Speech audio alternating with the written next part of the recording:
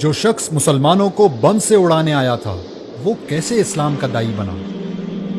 امریکہ کی ریاست انڈیانا کے شہر منسی میں پیدا ہونے والا رچرڈ میکنی ریمبو کی فلمیں دیکھتے ہوئے بڑا ہوا اور اسی کی طرح سخت جان اور طاقتور بن کر دشمنوں کو مارنا چاہتا تھا۔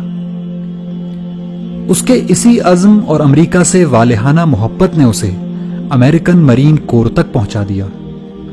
رچرڈ ایک مضبوط جسم کا مالک تھا اور پیشہ ورانہ عسکری مہارت کی وجہ سے ترقی کرتے ہوئے سارجنٹ بن گیا۔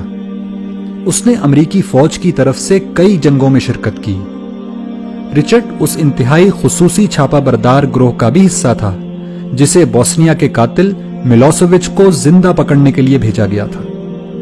تمام بڑی بڑی جنگوں میں شرکت کرنے کی وجہ سے اس میں سخت دلی اور بالخصوص مسلمانوں سے شدید نفرت پیدا ہو چکی تھی۔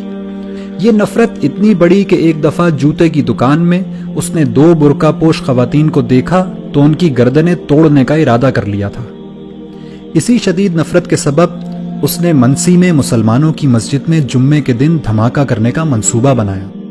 اس کا منصوبہ تھا کہ وہ سینکڑوں مسلمانوں کو بم سے اڑا کر اپنی گاڑی میں بیٹھے ان کے چیتھڑے اڑتے دیکھے گا، لیکن قدرت کو کچھ اور ہی منظور تھا۔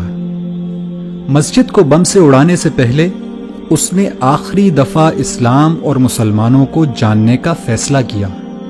رچرڈ مسجد میں داخل ہوا تو وہاں ایک نمازی نے اس کو خوش آمدید کہا اور پوچھا کہ کیا وہ اس کی کوئی مدد کر سکتا ہے۔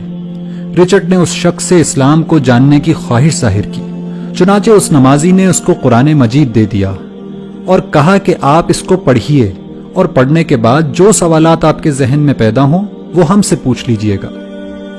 چنانچہ رچرڈ قرآن پڑھتا گیا اور مسجد جا جا کر سوال کرتا رہا، یہاں تک کہ 2 مہینے بعد دنیا نے قرآن کا یہ معجزہ بھی دیکھا کہ وہی شخص جو کل مسجد کو بم سے اڑانے کی تیاری کر رہا تھا آج وہیں کلمہ شہادت پڑھ رہا ہے۔ رچرڈ اس مسجد کی انتظامی کمیٹی کا 3 سال تک صدر رہا اور آج مایوسی اور نفرت کے شکار لوگوں کی کاؤنسلنگ کرتے ہوئے امریکہ میں اسلام کی دعوت لوگوں تک پہنچاتا ہے۔ ایک انٹرویو میں رچرڈ نے بتایا کہ قرآن کی اس ایک آیت نے اس کی زندگی تبدیل کر دی کہ جس شخص نے کسی ایک شخص کی جان بچائی اس نے گویا پوری انسانیت کو بچا لیا۔ اگر قرآن کی فقط ایک آیت مسلمانوں کے کٹر دشمن کی زندگی تبدیل کر سکتی ہے تو پورا قرآن کیا کچھ انقلاب برپا کر سکتا ہے۔ لیکن پھر بھی ہماری زندگیاں کیوں تبدیل نہیں ہو رہی؟ اس کی وجہ صرف ایک ہے کہ رچرڈ نے قرآن کو پڑھا اور سمجھا، لیکن ہم قرآن کو صرف پڑھتے ہیں، سمجھتے نہیں، ورنہ یہ ممکن ہی نہیں کہ رچرڈ کی طرح ہماری زندگیاں بھی تبدیل نہ ہوں۔